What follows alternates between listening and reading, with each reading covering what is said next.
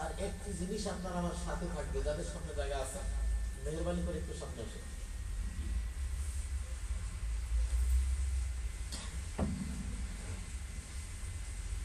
তিনটি জিনিস কবর পর্যন্ত যাবে, আত্মীয় স্বজন যাবে, সম্পদ যাবে, আর আমলে সালেহা যাবে। যেই বিষয় আজকে আমরা দুনিয়ায় গাফেল উদাসীন, সেই জিনিসটি আমাদের সাথী হবে, অথচ এই জিনিসটি সম্পর্কে আমরা উদাসীন, সহজে মানতে চাই না।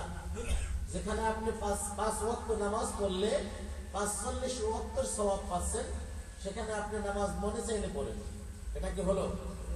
মনে চাইলে পড়াটা হলো মনের ইবাদত। কার ইবাদত? এটা আল্লাহ পাক কোরআনেই বলছেন, আফারাইতা, আপনি কি দেখেছেন, মানিত্তাখাদা, যারা গ্রহণ করে নিয়েছে, ইলাহাহু হাওয়া, ইলাহ মেনে নিয়েছে, রব মেনে নিয়েছে কাকে? নিজের নফসকে, হাওয়া। অর্থাৎ মন বলছে যে চলো আজকে পড়ি, আজকে পড়ে নেই, বস কয়দিন পড়ছে আর পড়ে না। অথবা মনে চাইছে যে চলো আজকে জোহরের নামাজটা পড়ে নেই, জোহরের নামাজটা পড়ে নিয়েছে।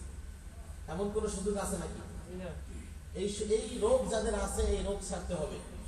এটা একটি রোগ, এটা আত্মার রোগ, রোহের রোগ। এই যে রোগ, যেটা যে রোগটা আপনার আমার ভিতরে থাকার কারণে কাজ করছে সবকিছু, এই রোগের রোগ হলো যে একটা হলো, এক নম্বর রোগ হলো শিরক, দ্বিতীয় হলো ইবাদত থেকে দূরে রাখা। এই রোগ থেকে বাঁচতে হবে। এই রোগ থেকে বাঁচার ঔষধ হলো কি? কোরআন। যখন আপনি কোরআন অধ্যয়ন করবেন, তেলাওয়াত করবেন, তখন আপনি দেখবেন যে এক একটি ঔষধ আপনার মিলে যাচ্ছে, এক একটি রোগের ঔষধ মিলে যাচ্ছে। যেমন আয়াত, যে আল্লাযীনা আমানু ওয়া লাম ইয়ালবিসু ঈমানাহুম বিযুলমিন, যারা ঈমান আনছে কিন্তু তাদের ঈমানের ভিতরে কি নাই?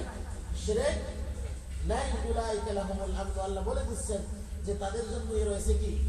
নিরাপত্তা। ওয়া উলাইকা হুম মুহতাদুন, এবং তারাই হলো সঠিক পথ প্রাপ্ত। তো এই ইবাদত বন্দেগী যে আমরা করব, এই ইবাদত করতে হবে কোন পদ্ধতিতে? আল্লাহ নবী সাল্লাল্লাহু আলাইহি ওয়াসাল্লাম যেই পদ্ধতি রেখে গেছেন, সেই পদ্ধতিতে করতে হবে। অন্য পদ্ধতিতে করলে, যদি জানার পরেও গোলামি করে কেউ, যে আমি জানছি ঠিক আছে যে সহিহ হাদিস মানতে হবে, আল্লাহ রাসূলকে অনুসরণ করতে হবে, তারপর যদি বলে যে আমার ইমাম ছিল বড় ইমাম, তাহলে সে কাকে মানলো? বুঝেন নাই? কাকে মানলো? তাহলে সে ইমামকে মানলো। আল্লাহ রাসূলকে বাদ দিয়ে ইমামকে মানলে হবে? কারণ ওহীর বিষয়ে যে গ্যারান্টিগুলি পাওয়া যায় কোরআনের ভিতরে, সূরা নাজমের ভিতরে আল্লাহ পাক বলছেন, ওয়া মা ইয়ানতিকু আনিল হাওয়া, নবী সাল্লাল্লাহু আলাইহি ওয়াসাল্লাম সম্পর্কে বলছেন যে তিনি তার ইচ্ছা মতো কিছুই বলেন না। ইন হুয়া ইল্লা ওয়াহয়ু ইউহা, তিনি যেটা বলেন সেটা একমাত্র ওহী। সেটা কি? একমাত্র ওহী।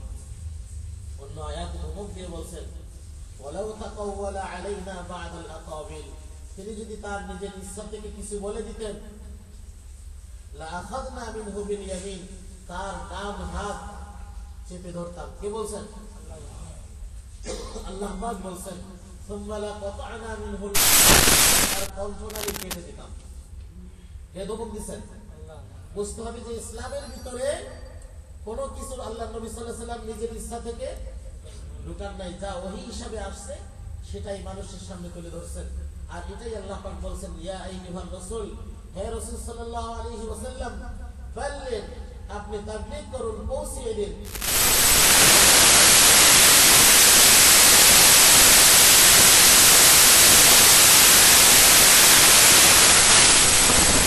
পৌঁছিয়ে দেওয়ার জন্য বলেন নাই, বলছেন নাকি? নাকি মানুষের বুজুর্গদের কিসসা কাহিনী, মৃত্যুবরণ হয়ে গেছে যাদের, এগুলি পৌঁছাবার জন্য বলছেন? একমাত্র ওহী পৌঁছাবার জন্য বলছেন।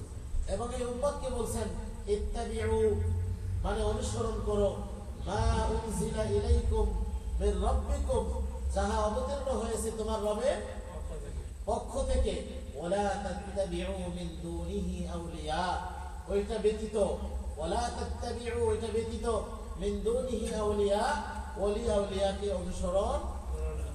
তাদের জন্য দোয়া করতে হবে, তারা আমাদের অনেক কিছু আমাদের জন্য করছেন, অনেক ত্যাগ স্বীকার করছেন, তাদেরকে সম্মান করবেন, শ্রদ্ধা করবেন, দোয়া করবেন। কিন্তু আল্লাহ রাসূলের চাইতে বেশি সম্মান করলে হবে?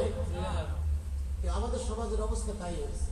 সম্মান করতে করতে এমন পর্যায়ে নিয়েছে যে যদি বলা হয় যে এটা আল্লাহর নবী বলছেন, তারপরে বলে যে না আমার ইমাম এটা বলছে। আল্লাহ পাক থেকে আমাদের সকলকে হেফাজত করুন। আমিন। আমরা যেন সঠিক পথকে অনুসরণ করতে পারি এই তৌফিক আমাদেরকে দান করুন। আমিন। ওয়া আকুলু কাওলি হাযা ওয়া আস্তাগফিরুল্লাহ লি ওয়া লাকুম।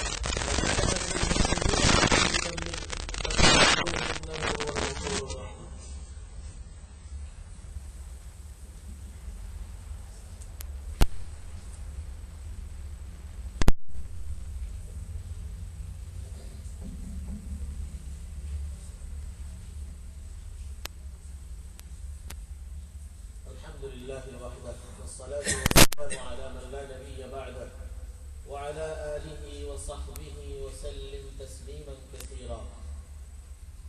قال تعالى: ولقد بعثنا في كل أمة رسولا أن اعبدوا الله واجتنبوا الطاغوت.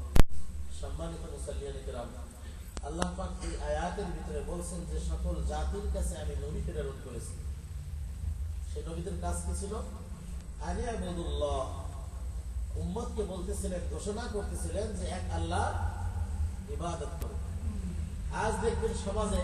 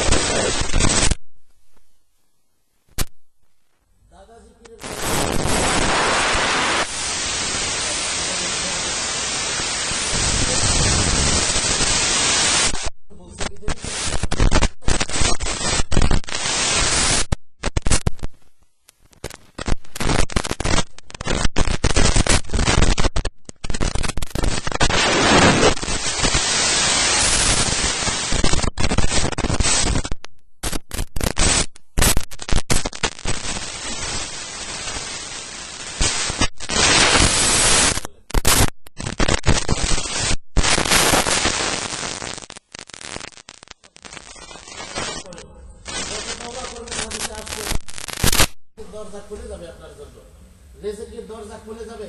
ছেলে সন্তান হচ্ছে না, বেশি বেশি তওবা করেন, আপনার ছেলে সন্তান হওয়ার দরজা খুলে যাবে, আপনার নসিব আল্লাহ পাক খুলে দেবেন। কিন্তু আপনি তওবা করতে রাজি না, আপনি পীরের মাজারে গিয়ে দিলেন, আর দেওয়ার পরে 25 লাখ পাইলেন, মনে করলেন যে এই তো পাইয়া গেছে, পীরে দিছে, ওটা দিছে শয়তানে, যাতে আপনার ঈমান আরো বেশি নষ্ট হয়। সকল নবীরা এই শিক্ষাই দিয়েছে, আনে আবুদুল্লাহ, কার কাছে যাবে? এক আল্লাহর কাছে যাবে। ওয়াজতানিবুত তাগুত, এবং তাগুতকে বর্জন করবে। তাহলে কামিয়াব হওয়া সম্ভব।